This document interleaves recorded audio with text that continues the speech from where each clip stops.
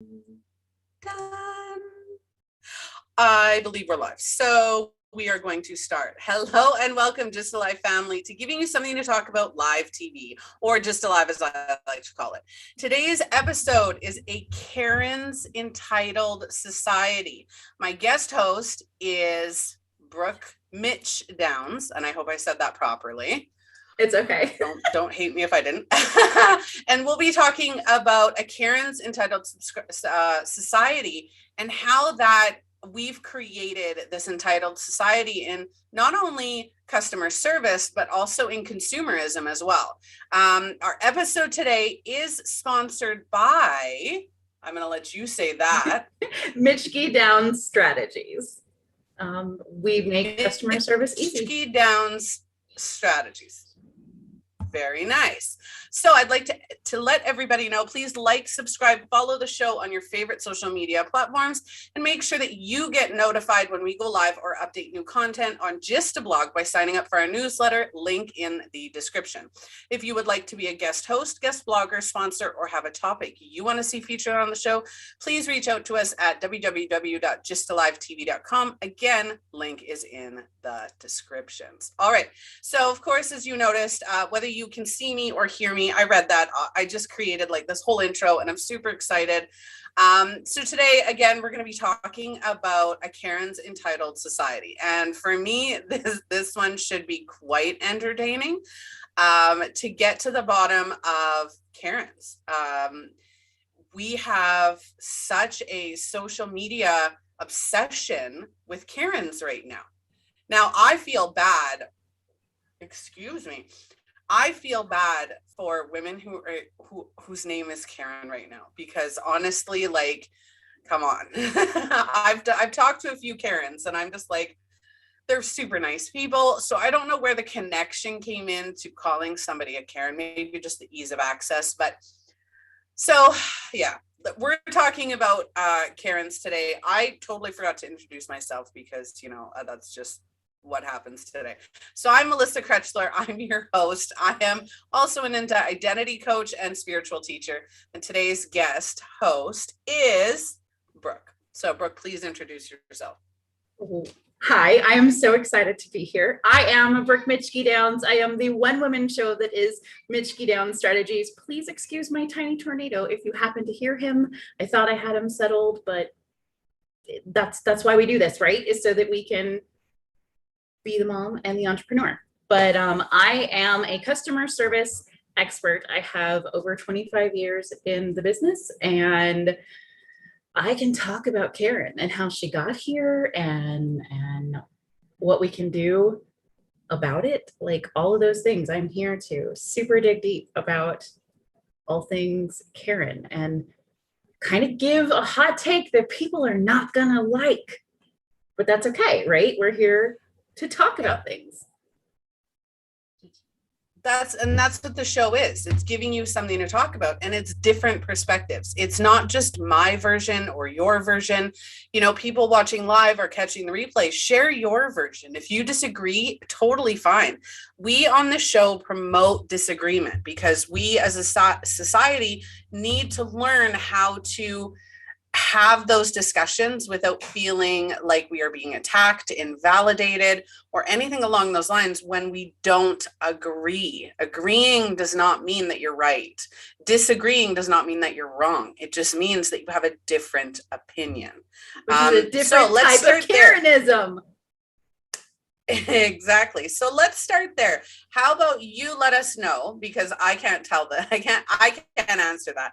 But can you let us know what started Karen? Where did that start? Okay. So this is going to be like one of those boring history lessons that I completely love. So if I start to like veer off on left, just shake me. All right. So way back in the day, if you lived in a small town, or even a medium-sized town that wasn't like a booming metropolis, there was a butcher, a greengrocer, a fishmonger, if you were lucky. They did not have to compete for your business because they were the only business.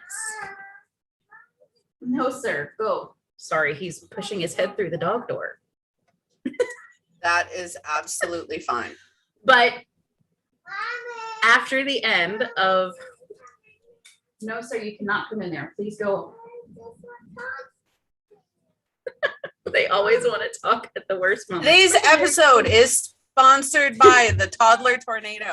Yes, my tiny toddler tornado. Hang on 2 seconds.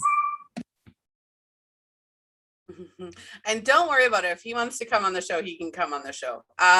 Majority of us, not majority of us, but some of us are moms. Some of us are business owners. My youngest daughter is in the other room because she's awaiting toe surgery for an ingrown toenail, and somebody stepped on her toe yesterday.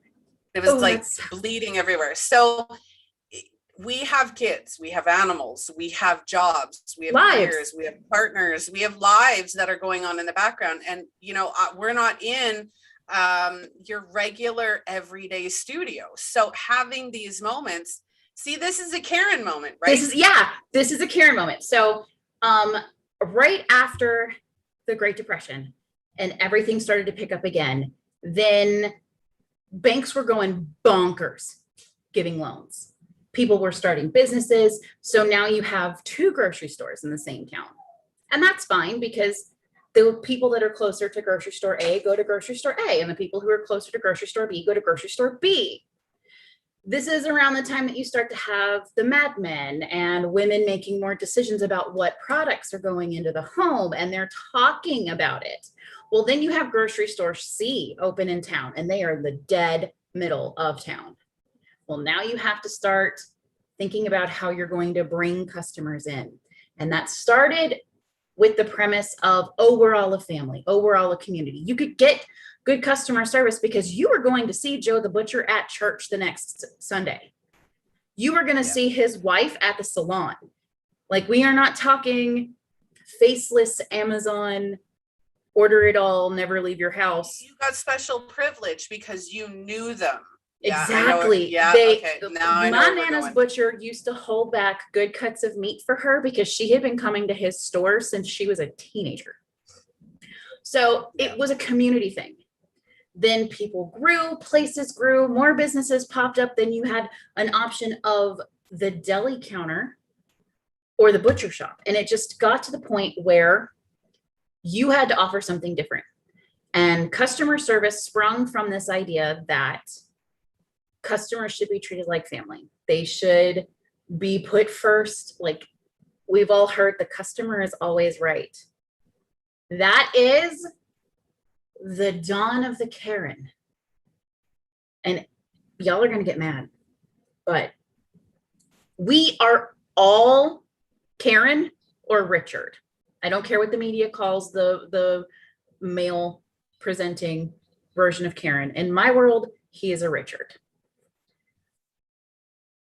We pushed this idea of give them the pickle, give them the extra chips, give them that extra thing to make them feel special, to the point that people created their entire identities around it. And if you don't treat them like they're special, they can't handle it. And it bleeds into everything. You have seen Karen's on the Karen and Richards are the people we love to hate. There are people who make millions of dollars on YouTube recording Karens and just have entire channels of people losing their minds over what seems to be small things, tiny things. Fake ones. Oh yeah, that's a huge thing. That's a whole other subcategory. There are people who go out purposely to make Karen videos, like to purposely pick a fight and start a Karen video. So Karen is it's not all her fault. Okay. So first we have to cut ourselves, the world's Karens, some slack. And we've all had that situation. I personally don't talk to tier 1 AT&T employees over the phone because I'm on a list. And I'm on a list because I was moving and I just wanted to transfer my service. And I got hung up on 11 times and transferred 94 times.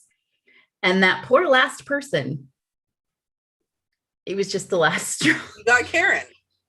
I lost it. We all have this ability to be Karen, and we all need to realize Karen isn't Karen because she just wants her caramel macchiato with no caramel. She is Karen because she is so stacked up with everything. There's home and kids and work and contouring our faces so that we look like pterodactyls so men will like us. There's so many things that just stack on top that one last thing is what usually sparks the huge explosion. Now, it's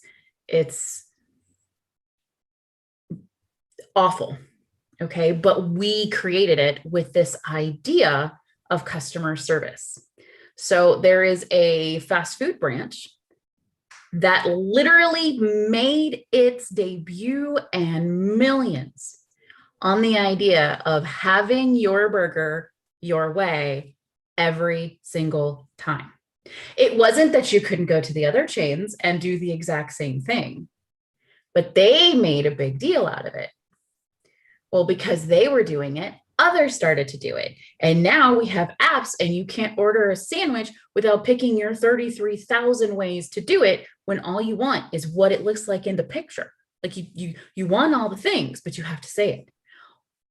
Because if you don't, and someone magically gets a lettuce leaf and they didn't want it, you could end up in a serious Karen situation. There have been businesses that have been closed because of Karens.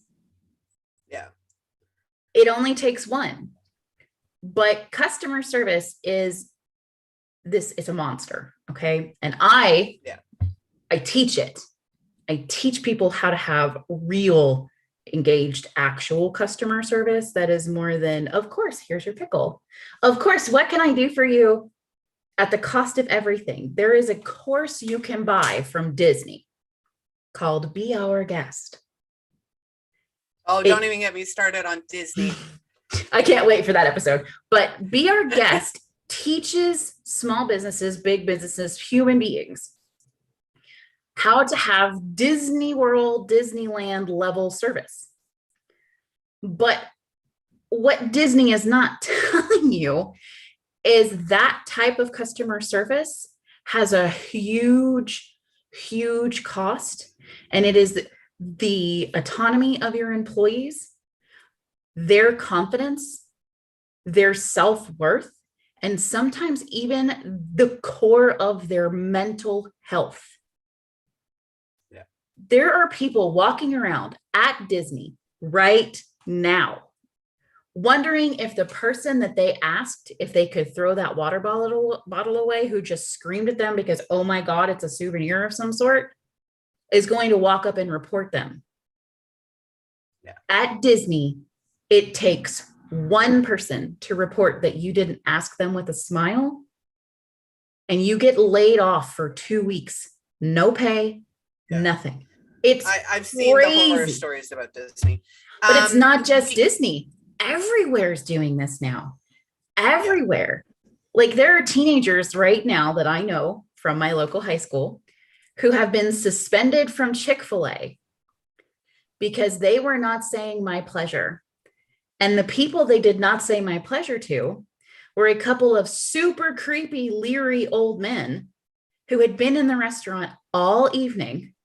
And we all know those type of people. And it doesn't just have to be men. There are people who think when you say my pleasure, that you actually mean it. Like you care about their existence and now you're their girlfriend. Yeah. But these kids are being punished. Ooh. Yeah. So we have a comment. So this is the comment. For me, it's the sense of entitlement typical Karens exhibit, and that was in quotations. It is a privilege that myself and people who look like me have not been granted. They, in brackets, the Karens, are rude and belligerent, in brackets, sometimes violent. I agree with that. Now, I think I want to be clear.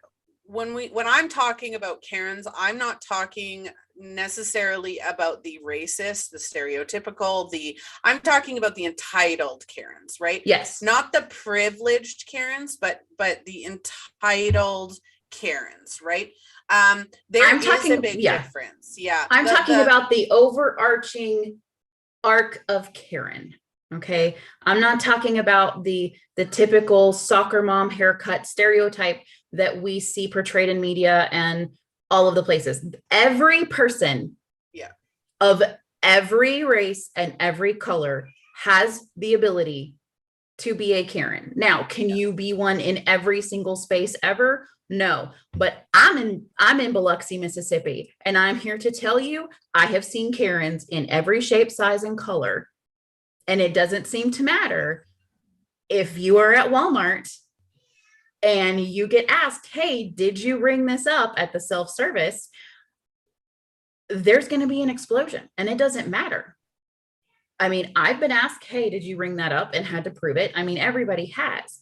I'm not taking this from a race perspective. Now, of course, there's the undercurrent of privilege in everything, but I'm not qualified to speak on the undercurrent of race at all. Like from my perspective in life, I can't speak on that because I haven't lived that experience, and it is not for me to take away from someone else's lived experience. I can only talk about what I've seen as a customer service representative, training this stuff, living it out in the wild and seeing it fall into places where it shouldn't, like schools and churches and sporting events, because it's not just the grocery store anymore. Oh, sports Karens. Oh my goodness, sports Karens. Those are a different breed. Hockey. I'm in Canada, so hockey moms in Canada is a thing. And oh my, are they? Oh, some of them, man, are just so overwhelmingly entitled. Like, my kid is this position, okay, and like, great, that's awesome for them. Well, I want that parking spot. Like, really, right? My kid's center, I have more pads to carry on. That's my spot. Yeah, it's ridiculous, the amount of entitlement. Don't get me wrong, I've been a Karen. If something's gone wrong in one of my accounts and I'm calling, and like, I mean, if I will start off and they'll be like, how are you? And I'll be like, I'm not impressed. And they'll be like, oh, can we help you? I hope so. Right. And I'm like, it's not your fault. You're just somebody I'm dealing with, like, I mean, I'm frustrated. It's not your fault. But if I call you and here's the flip side, it's not just consumers who are Karens. It's also customer service representatives. If I call you, I don't know how many times I've been like, I can't, like, you're not understanding where I'm coming from. I'm trying to remain calm in the situation. They're like on the verge of yelling at me and hanging up. And I'm like, can I please talk to your please? Like, you're not understanding what I'm trying to, like, it's simple. So, like, right. The Karen from the customer service point, that has everything to do with actual training. So there are some companies out there, they have a script. And if they deviate from that script, they're toast. Then there are other companies like the giant tech corporation that I used to work for, where you have this guideline, and it's like an actual pie chart of how things are done. And there's a sense of ownership.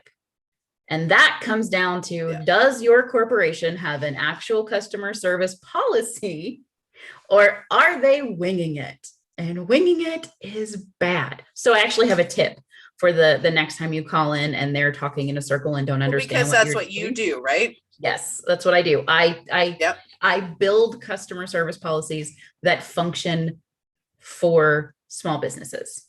I've done it for brick and mortar. I've done it for online businesses. It's what I love. I know that sounds really like a weird thing to be in love with, but you're a geeky love. I am, and that's okay. So if you are calling in to Sears and Roebuck and you are trying to get them to understand your problem, if they have said the exact same sentence in very nearly the same words or the exact same words. Just know they're on a script, know that they are not going to be able to deviate from it. And you are going to say, while I understand you may be able to help me with my issue, don't call it a problem, call it an issue, because that will de-escalate them and you. It's amazing, the mental mind tricks. But anyway, you tell them, I understand you may be able to help me with my issue. However, I don't think we're on the road to a solution. May I speak with a senior advisor? Yeah.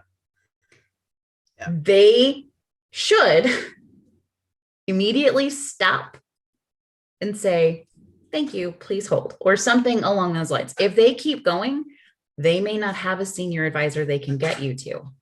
Yeah. Like there are companies that don't have a way for them to escalate, and they'll tell you, well, I can help you. Like their whole job rides on whether they fix it or not. So those I feel so bad for them, but you can tell immediately whether they're script or not if they keep repeating the same thing. If you are desperate to get your issue solved and they're not understanding and they keep repeating back to you something weird, ask them, hey, can you listen to everything I have to say, take notes, and then clarify with me? Yeah. If they don't do that, ask to speak to a senior advisor or disconnect and go online and get the information for the office of the president. Now, I know that seems extreme and very Karen, but there have been times that there's nowhere I'm going. I'm speaking to something that's outsourced outside of the United States or North America. I'm speaking to someone who doesn't have the power to fix what I need them to fix. It is okay to go above a customer service representative's head if you have actually attempted to fix it with them and not lost your mind. Like if you immediately go in with the attitude of they're not going to fix it, guess what? Nothing that do for you is going to be enough. Yeah. And that's part of the entitled Karen-ness. Yeah. So our viewer also says, yes, I have had the phone customer service rep who will not listen to the problem or assume my problem without allowing me to explain. I think you touched on that already, right? Just sit down and calmly say, I'd like to just finish what my issue is. Take notes. We'll clarify at the end. Like, just let me get this out. And if not, then escalate. If they, right. And this is the thing. If you're angry when you call, you are going to not get anywhere. Yeah. So yeah, you have to put your energy into it. You've got two variations, right? You as the consumer, you as customer service, right? You have to think about yourself in both positions. So right. if you're in your position and you're frustrated and you know that specific person on the other end of the phone call, like I do, and I do this, at the other end of that phone call, that person is not specifically to blame for my issue. They're not specifically to blame. If you've ever worked in customer service, you are not specifically to blame for somebody else's issue. You will try to fix them. So you have to think about it from both perspectives. My perspective as the consumer and my perspective if I was the representative as well, right? You need to try to work with that person. Now, there are situations where you're not going to be able to work with that person and that person is not going to be able to work with you.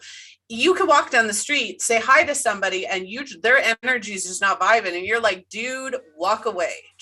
I am not everybody's cup of tea and nor do I want to be. And that's okay. So another comment. So funny, I've had an ongoing issue with Verizon since I signed up. The changes will reflect on the next bill as the answer they give. Actually, it's not funny. It's extremely funny. Frustrating. Absolutely. That's frustrating. I think I have gone more Karen on my subscriptions, like my cell phone, my TV, my internet, my electricity, water. So all of my house living expenses, I've probably gone Karen on all of them because I'm like, dude, you're creating an issue. I'm not like, you need to stop. Right. Like, I can fix this. Who's our commenter? so that is Leslie Pion. Les, and I hope I said love that. you. She's one of my friends. Liz, baby, let me help you. You are going to call Verizon. When they pick up, they're gonna go, blah, blah, blah, Verizon, we're here to help. We have the best customer service and cell phones, which that's like being the mediocre dictatorian. That's like irritation immediately. Right? So your little customer service person's going to pop on the line. They're going to tell you their name. They're going to swear to God they can help you. You are going to say, I have called several times. If you can get your emails where they have the little case number, tell them you have several case numbers and that you would like to speak to someone about canceling your account. This is one of those Jedi mind tricks. Please don't do this if you don't really need to. Like, this could be used for evil. Okay. But you're going to tell them you want to talk to someone about canceling your service. They are going to flip. Oh gosh, well, what can I? No, I need to speak to someone in your retention department. Don't say anything else. Don't elevate your voice. Don't drop your voice. You want to keep a nice, basic, even I am talking to my kid's teacher on the first day of school tone. If you have to, take a pen. Sorry, that was really loud. Take a pen or a pencil and do this for 30 seconds before they pick up. It tricks your brain and you'll actually sound like you're not as angry as you are. Like, you should see my pen collection from when I used to work for AT&T. It's like, it looks like awful. Sorry. He's That's doing totally everything fine. for my attention. When you get to the Office of Retention, you're going to give them every case number that you have. And they're going to ask you if you have copies of your bill. Go ahead before you call them and take screenshots so you can just email it directly to them. They do not wish to lose your business. They really, really know how bad it is. This is one of those situations. You're not being a Karen. You're being a fed up consumer. And the difference in the entitlement of a Karen is Karen calls and says, well, I'm Karen Chabatsovitz and I shouldn't have to pay this bill. A fed up consumer says, I have called several times to try and get this fixed. And every time it's supposed to be on my next bill and it's not. Yeah. This is not okay. This is becoming fraud. That's another Jedi mind trick. They will flip out if you use that F word. If you need the validity, right? Yes. A Karen doesn't have a valid reason to be entitled and demanding and rude and belligerent. They don't have the valid. It's in their head. It's in their head. They have built themselves up, and it is in this case, yeah. It's Leslie, it's valid. Karen, should she go to therapy, would be told that she has an underdeveloped sense of self-esteem, that she is using outside sources to verify her inner goodness. Yeah. And that is why they feel so attacked when they do not get their caramel macchiato with no caramel. Sorry, that was my favorite order. I was a barista and we used to do caramel macchiatos before Starbucks was anywhere near. And this woman fought me about there being caramel. And I was like, ma'am, it's called a caramel macchiato, but it's really hazelnut. I swear, like, here, look, this is the rest, like, here. She just chewed me up one side and down the other. And I was like, someday I'm going to write a book, which I am actually. Well, I want to say, Leslie, when you do try that, if you do try that, because she said that's awesome, I'm going to try that. It really is fraud. It absolutely is. If you try that, or when you try that, and if you find that that works, come back to the episode. The replay will be on the website. You can reach out to Brooke on your own because you're friends. For anyone else who wants to connect with Brooke, you can do so through her LinkedIn account, which is in the description. I'm doing like a mid-episode promo, so bear with me on this, right? Because, you know, she sponsored it, so we got to get her name out.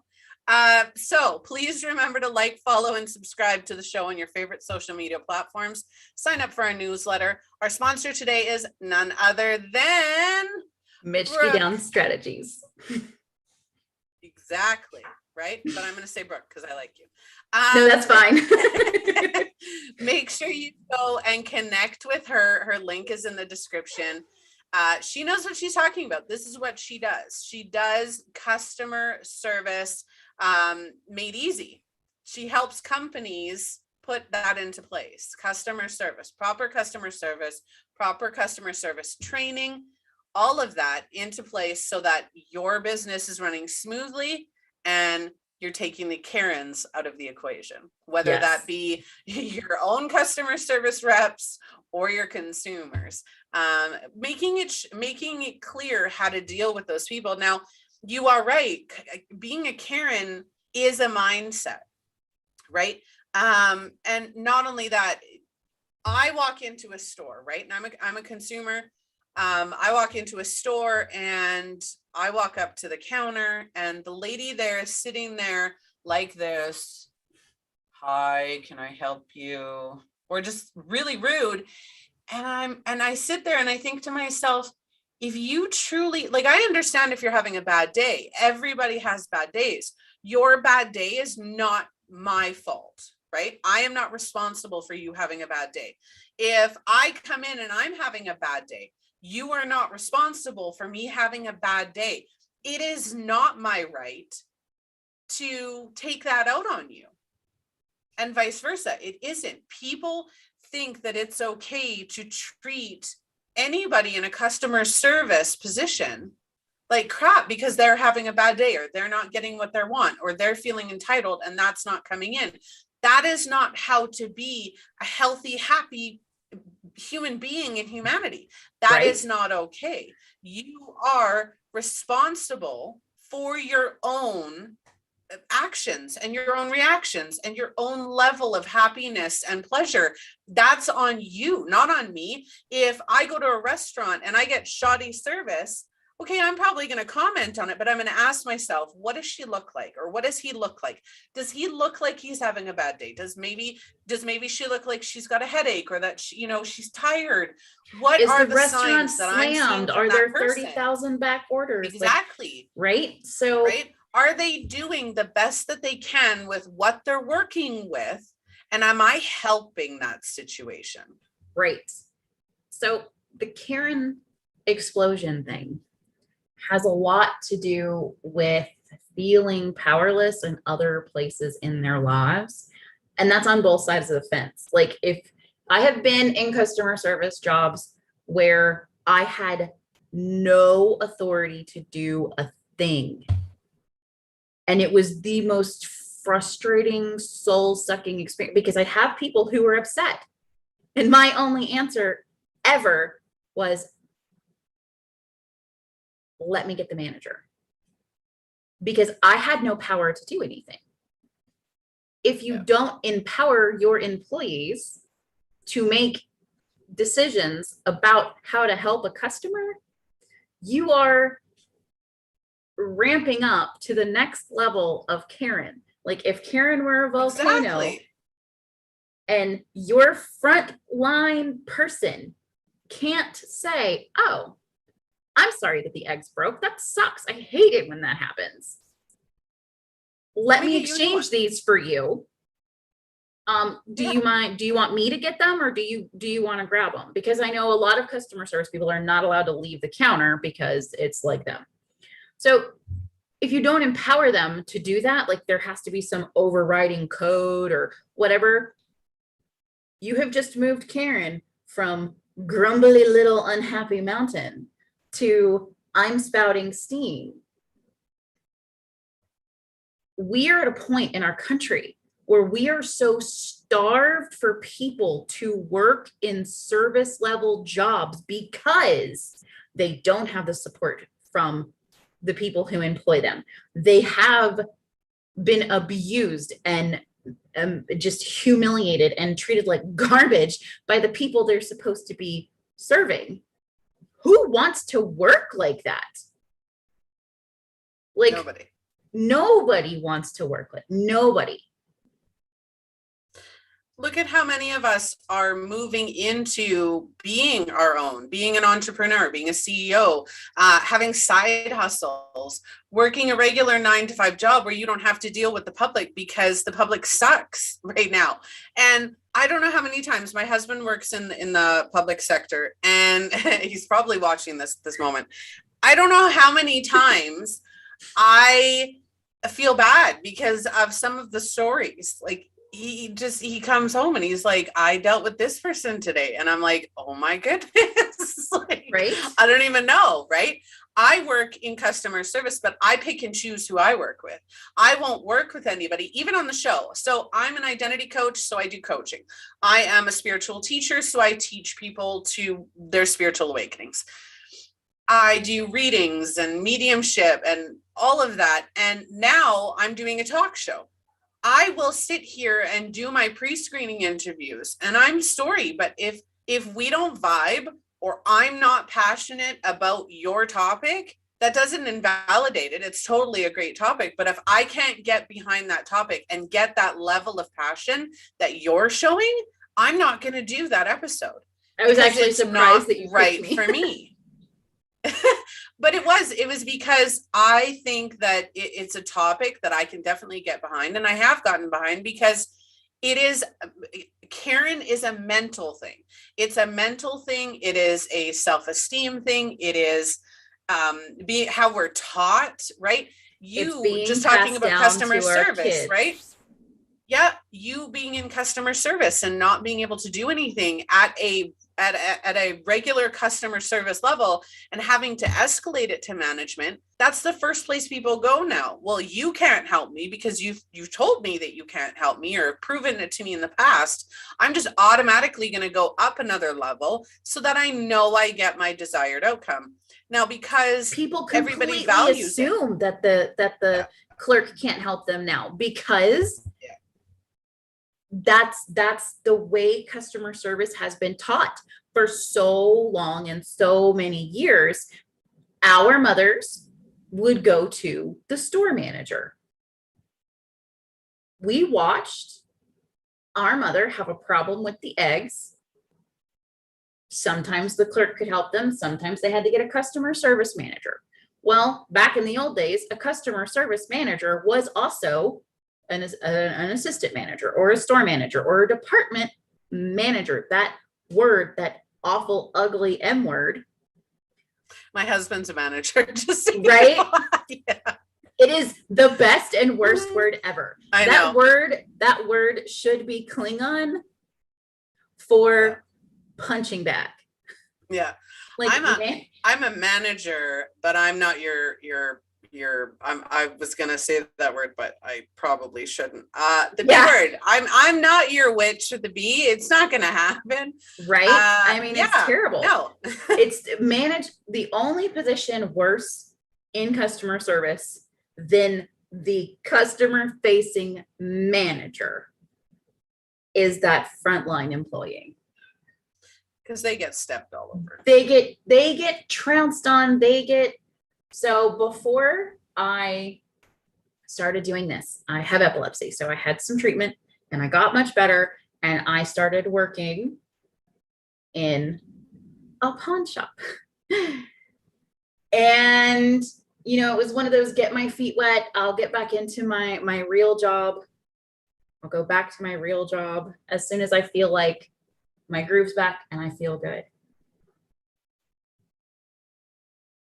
The lack of support in every direction was so much and so bad. I quit with zero notification. I was cleaning the jewelry case. My direct supervisor, who I am told is supposed to be there to help me, is sitting at the counter telling everyone what a piece of trash I am. When the day before, the store manager handed me a brand new employee and said, let her train you. She knows what she's doing. She's got some good ideas. And I was like, you know what? And I took my keys off and I walked to the back and I popped my little magnet badge off. And I was wearing an undershirt, so I pulled my actual work shirt off and I handed it all to the manager. And he was like, what's going on? And I went, I didn't say a word. I came back 20 minutes later with the rest of my uniform shirts. And I didn't darken the door again until I had to pick up my paycheck on Friday. But this is the kind of thing that happens and is forcing people to do things on their own. I started Mitchke-Downs Strategies because I was literally watching people that I love in multi-level marketing. And I'm not even, that's a whole other thing. Don't care what you think about it. Please don't bring that here. We'll do another episode on that if you want to. So they were in multi-level marketing. They were in, Shopify's. They were reselling books on Amazon. They were doing all these side hustle things.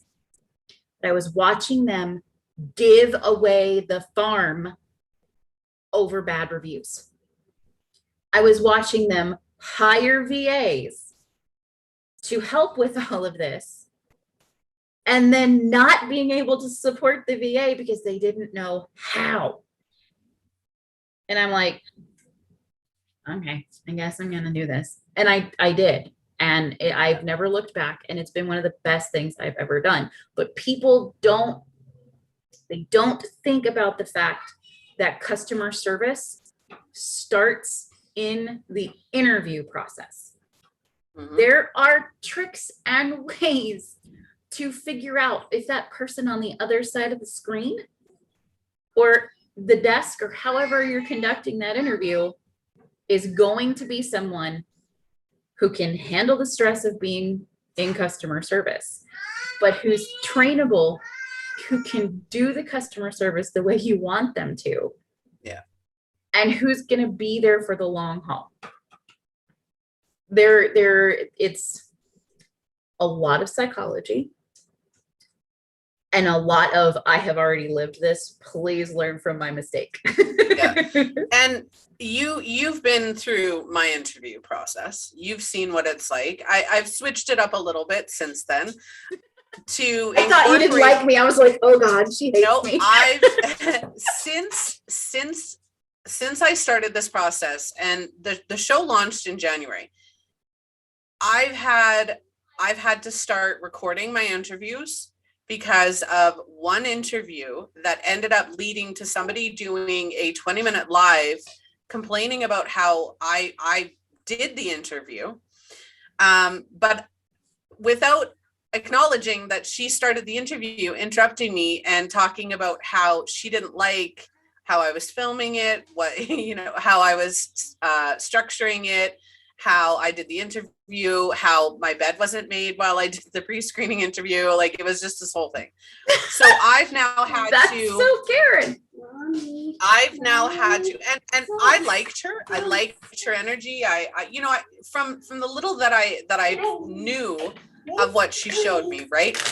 And I have no ill will. It is what it is, right? We didn't mesh, and that's how it ended. We didn't mesh. I have to be everything when I do these interviews. I have to be everything. I have to make sure that you're the right person for the show, that your topic is the right topic for the show. This show isn't going to be for everyone. every episode is not going to be for everyone. There is no target demographic for this show. The show is all about self-help. It's all about giving you something to talk about that you can start having conversations in your own life that are going to make you happier and healthier, or have you make changes or inspiration or empowering you to do something different. And if that is finding a job that where you feel empowered, you feel validated, creating your own business, whatever that may be, even if this show can help one person make a difference in their own lives or the lives of the people that they care about, that's the purpose of the show. Now, do I get traction? Absolutely. It's my show. So do my co-hosts and my sponsors, right? That's the whole point of the show, is to make it a cohesive unit. But I still have to make those hard decisions. Right. And it's not easy. It's not easy. But if I come into an interview and say, you know what, I'm not really feeling that topic. It's not right for my show because I need to feel passionate about it. I'm not trying to be offensive, but again, somebody who feels entitled or feels that they're being attacked, and that's not the point. I have to be very specific on what I'm looking for and maybe I'm too nice at times. I can be really nice to a fault at times where I don't want to say, I don't find the passion in that. While it's, how am I supposed to say that? So I get stuck or I stutter. Maybe some ways to say it that are customer service perfect. That absolutely, you're gonna have to do that. You're gonna have to do that. Leslie commented again, I have had to quit jobs like that. It's the worst feeling ever. I feel so embarrassed. I refuse to even see them again to pick up my check. I actually had, when I was a teen, late teens, I started working for a telemarketing company. I quit half the day in. I left crying and I never went back. They called me and I'm like, I'm not coming back. Like, you guys suck. It was horrible. They would listen. Okay, so telemarketers, and here is insight into the people who are doing your telemarketing. It was here in Winnipeg, Manitoba, Canada. The company was literally here. I went into this call center. You have these little cubicles with the headset, and the management is listening in on every single one of your phone calls. If you don't push when somebody says no, and I don't like pushing when somebody says no. If they're like, you need to push, but they said no, well, you need to push. And I'm just like, no, right. I'm saying no to you because they're saying no. It was horrible situation. Telemarketing is one of the worst. I want to say telemarketing, phone call agencies, or any agency where you're on the phone and having to just talk to people, customer service, whatever. Even Verizon, I'm sorry, but the people at Verizon are probably, abused on the daily. They are being everybody. And I'm not saying our viewer is, because please don't think that. But at the same time, telemarketers, I was a legal assistant. The abuse of being a legal assistant was horrendous. You couldn't get through to the lawyer, so you just took it out on the legal assistant, even though the legal assistant's doing all the work and not getting any recognition for it because the lawyer gets it, right? There are so many aspects where people who are doing the hard work, who are in a job where they are feeling abused and neglected and just run down and run over while everybody else gets the benefits of the job, is ridiculous. And that's customer service management. You have companies where there's the owner, there's the head honcho, there's the CEO, then there's the operations managers, then there's supervisors and managers, and then customer service representatives. Like, you've got all these companies that have these hierarchies. You've got the top tier who's got issues, no denial, right? Owners have issues. We're business owners. There's always those issues. They don't hear everything. But they don't hear have the to worst of the deal worst with it. Yep. And then they go down the line, you deal with this. Then go down the line, you deal with this. Go down the line, you deal with this. And the farther down the line you go, the less benefit to that person. So you've got somebody at a customer service level who has to deal with the worst of the worst. They're not getting the benefits of the owner. They're not getting benefits of a manager. They're not getting benefits of being an owner. They're getting the crap while the owner's reaping all the benefits. Right. There's so many dynamics about call centers, even when you chat with somebody in the little chat box, it can be very dehumanizing. No, sir, we're not playing drums right now. Sorry. My 3-year-old has a complete drum kit and I bought it for him because I'm insane. They're always under scrutiny. So when you first call a place or chat into a place or even email a place, there is a tiny little disclaimer, and it usually runs super fast. That says, this call may be monitored for quality assurance purposes. No, that call has been recorded and can be pulled up at any time, anywhere. So keep your case receipts, because they're attached to that audio file and they can pull that and see what that agent actually said to you. At the same time, there down the side of their screen is a chat service of some kind, Jabber, WinPop, whatever. There's a chat service of some kind, so they can ask their questions. There is a team lead asking that person in a private bubble, why did you say it like that? Why didn't you go for this? So I worked for a tech company and I loved, that was probably one of my favorite jobs ever, besides like being mom to my tiny tornado. I loved them. Okay. Loved them, moved up in the ranks, started creating their customer service with them, taught their customer service with them. Like, I loved this company. Okay. It was my job to attempt to sell the warranties for these extremely expensive pieces of technology. I could not do it. So you have all these beautiful metrics, right? You're in the top 15 reps for positive feedback. You're in the top 10 reps for call speed. Like, you have all of these beautiful metrics, but your sales are at 0. I had 30 SMART plans, and SMART is an acronym that they use to help you gauge all of your things. I don't even remember off the top of my head. Anyway, I had 30 of them in my first 10 months because I could not ask people to buy the warranty. Now, if people came to me and were like, hey, I need to do this, of course, done. And I was like, yes, I got my one for the week. But if I had a week where nobody called me for that, I was getting talked to by my supervisor. It became a team joke. It became a community portal joke. It eventually became a company joke. Don't hit yourself in the face, babe. He's Kids, got my right? garden glove. Oh, of course. Kids always do that. It's like, don't do this, but they do. Don't, yeah. So the thing about Karen is, and we're going to see this more as our teenagers become adults and the kids younger than them become adults. They've been raised in a completely different environment than we have. They have this whole social media presence. They're never off. They never get any downtime. Like, they are always that person that they think they have to be all the time. So a lot of them have no idea who they really are. At least when I got off the bus or pulled my car into my driveway, my bully was no longer there. I knew that I had this space of hours before I went back to that building where they were trying to cram calculus into my brain before I had to deal with all that again. Our kids don't have that. And the younger and younger kids don't have that.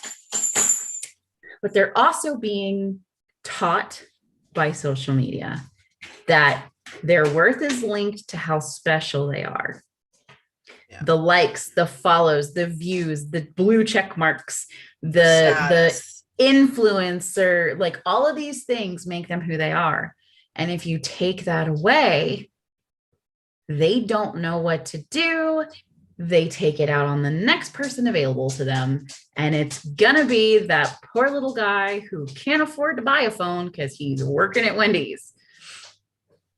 So please, if you don't take anything else from this, remember that we've all been through something super traumatic. And there are things that you may never, ever know that someone next to you has been through. Everyone is having a hard time right now. And it costs you nothing to take 3 seconds to remember that they're a person and just be kind. Compassion. Kind is free. Yep. Compassion. Kindness and compassion. Me being an identity coach, that's one of my passions, is helping youth today realize who they are. I don't know how many youth I've had come to me crying because their friendships are changing. Their friends are getting into drugs or partying and they want to focus on school, and their friendships are crashing, and all of this stuff is coming up to them on more pressure. And again, we have that in a Disney movie. So I'm not going to, I need to do an episode on Disney movies.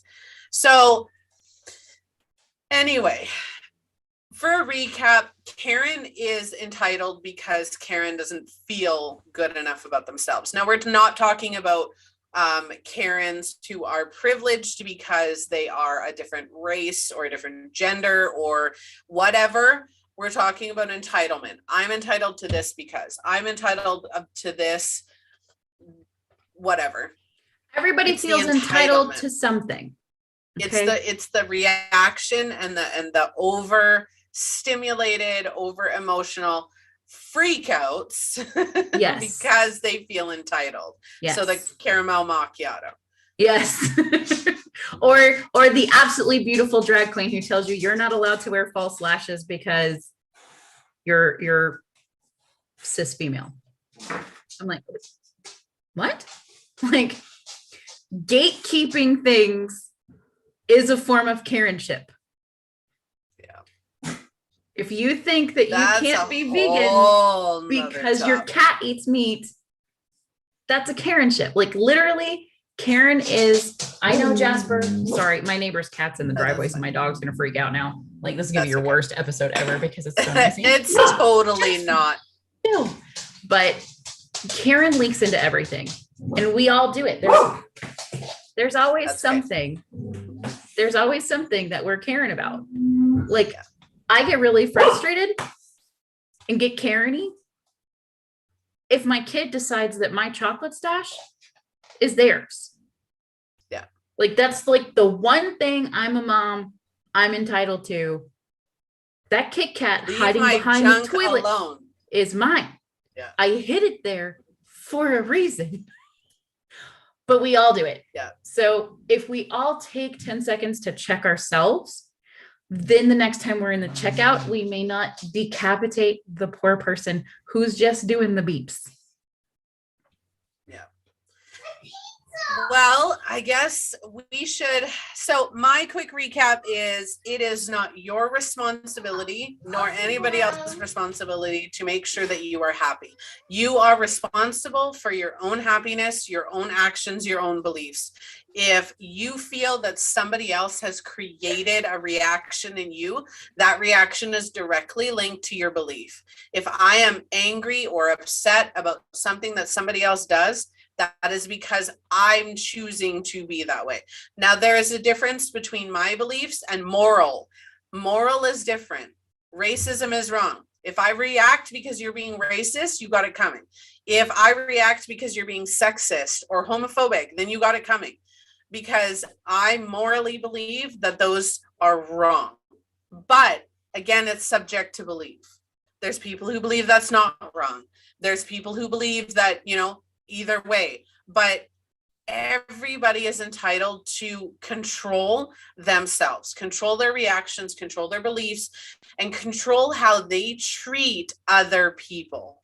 Everyone is responsible to control themselves and mitigate their reactions to other people. You are responsible for how you react And there is a difference in choosing reaction over responding, which would be another really great episode. I talk about that every episode. There is a clear difference between a reaction and response. This is my favorite thing to say. One of my many favorite things to say is a reaction is an emotional reaction based on your specific unique beliefs. It is your belief that triggers that emotional reaction. A response is a logical response to what's going on. It is not based on triggering emotions. It's not based on momentary lapses. It is based on a logical thought process of, is this me? Is this somebody else? How should I deal with this? Reaction and response are two completely different things. You need to learn the difference. If you want to learn the difference, come and talk to me. That is one of my expert topics as an identity coach and a spiritual teacher. Now I'm going to close off this show by saying thank you very, very much. I'm pulling up my exit now. Well, just a family, thank you for joining us on today's episode with my co-host, Brooke Mitchke-Downs of Mitchke-Downs Strategies. Who is also our sponsor. Yay! Big round of applause for our sponsor. Check her out and check us out at www.justalivetv.com. We are on every social media platform, just about. Go and like us. We'll like you back. Let us know that you're liking and following. We will like and follow you back. Engage with the show. If you would like to be a co-host, if you would like to be a guest blogger, if you'd like to have a featured topic, or if you would like to sponsor an episode, please reach out to me. You can do that through the website. You can do that through any social media platform, or even where you're watching or listening to this episode. We have the live stream talk show. We have the podcast, and we have the Gist-a-Blog. Please join us on this amazing adventure to helping you create a happier, healthier life.